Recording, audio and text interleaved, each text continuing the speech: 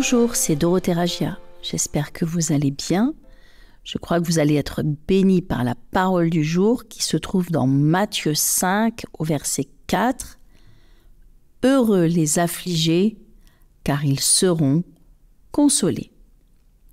Nous savons que ce passage de l'Écriture vient du premier sermon de Jésus, le sermon sur la montagne, appelé les béatitudes, mais surnommé aussi les belles attitudes. C'est un long sermon qui commence au chapitre 5 et se termine au chapitre 7. Et c'est dans ce sermon que Jésus va expliquer les principes de son royaume, qui ne ressemble à aucun autre royaume, et qui nous disent par exemple, vous avez appris œil pour œil, dent pour dent, mais moi je vous dis, ne rendez pas le mal pour le mal, bénissez ceux qui vous maudissent, etc. Le royaume de Dieu est fondé sur des principes et des valeurs qui sont diamétralement opposés aux valeurs de ce monde. Et nous ne pouvons vivre selon ces valeurs que si nous avons reçu une nouvelle nature. Et cette nouvelle nature, c'est la nouvelle naissance, l'Esprit de Dieu qui vit à l'intérieur de nous.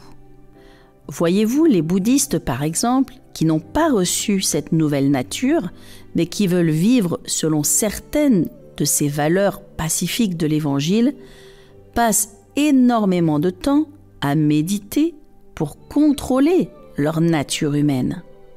Mais la nature humaine ne se domine que par la nature divine à l'intérieur de nous. Alors que nous dit ce verset aujourd'hui? Il nous dit « Heureux les affligés, car ils seront consolés ». Les affligés dans le grec sont ceux qui pleurent et qui se lamentent.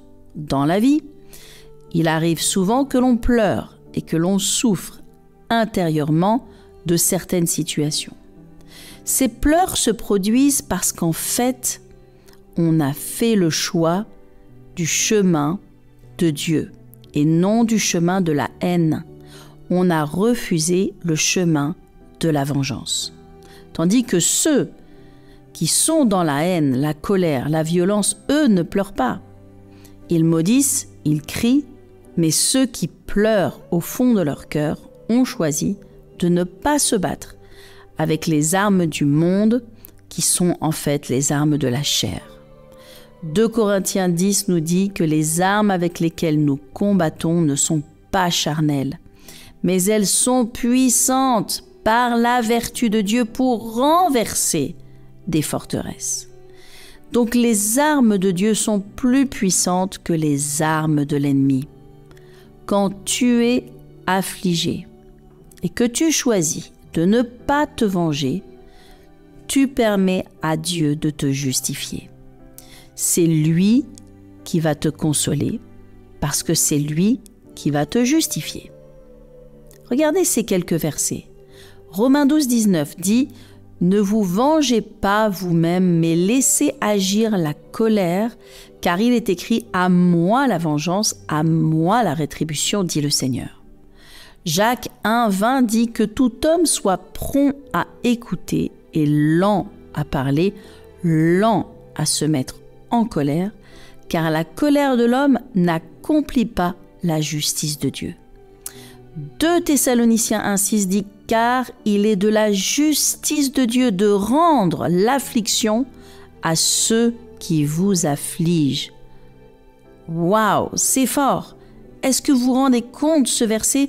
C'est de la justice de Dieu de rendre l'affliction à ceux qui vous affligent. En d'autres termes, ce n'est pas à vous de rendre l'affliction à ceux qui vous affligent. C'est à Dieu et Dieu va s'en charger lui-même. Donc, si vous êtes affligé aujourd'hui, reposez-vous sur Dieu. Quand on choisit le chemin de l'abaissement, Dieu nous élèvera toujours. Soyez consolés par cette parole. À bientôt.